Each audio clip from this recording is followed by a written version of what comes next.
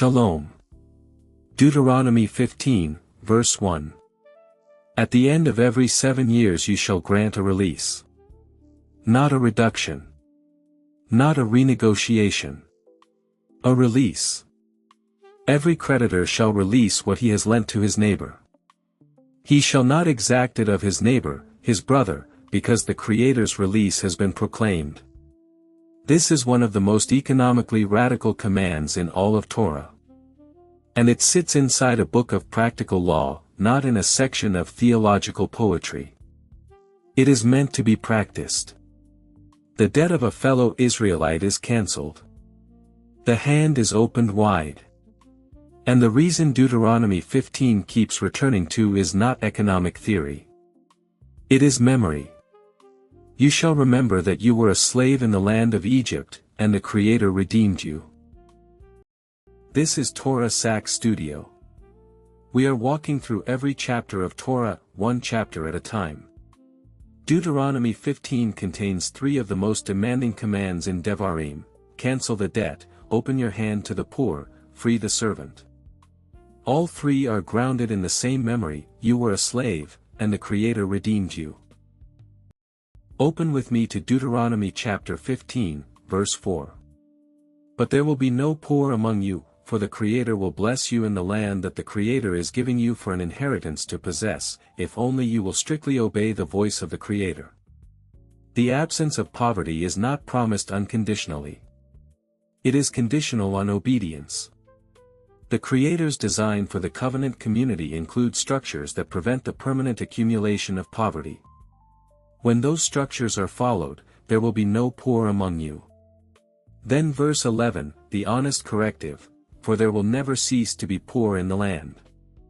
Therefore I command you, you shall open wide your hand to your brother, to the needy and to the poor, in your land. Verse 4 and verse 11 do not contradict each other. Verse 4 is the goal of a fully obedient covenant community. Verse 11 is the reality of a partially obedient one. In the meantime, open wide your hand. Then verses 12 through 15, the Hebrew servant.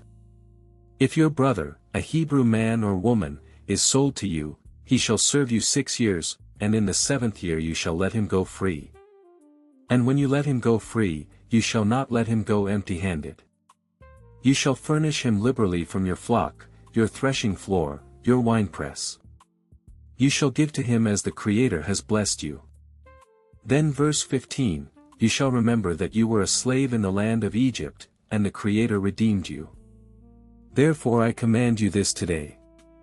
The memory of Egypt is the engine of generosity. The one who was once a slave does not become a hard creditor.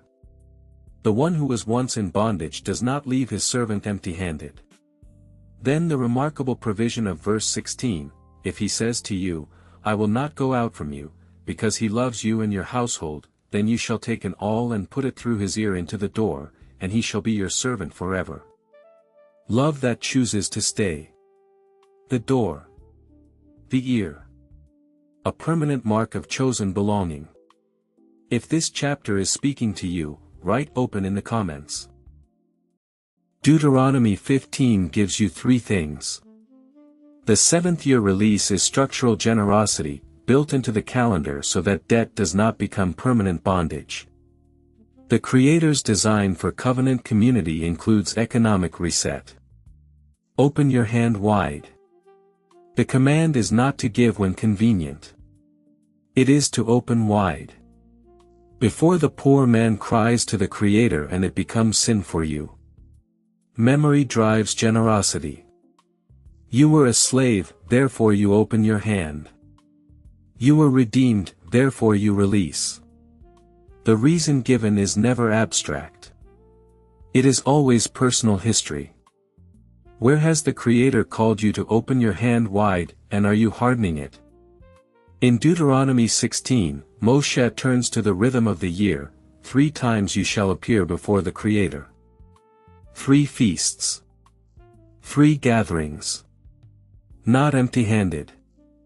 Thank you for walking through Deuteronomy 15 with me. If you're studying through the Torah chapter by chapter, subscribe and continue the journey. Shalom.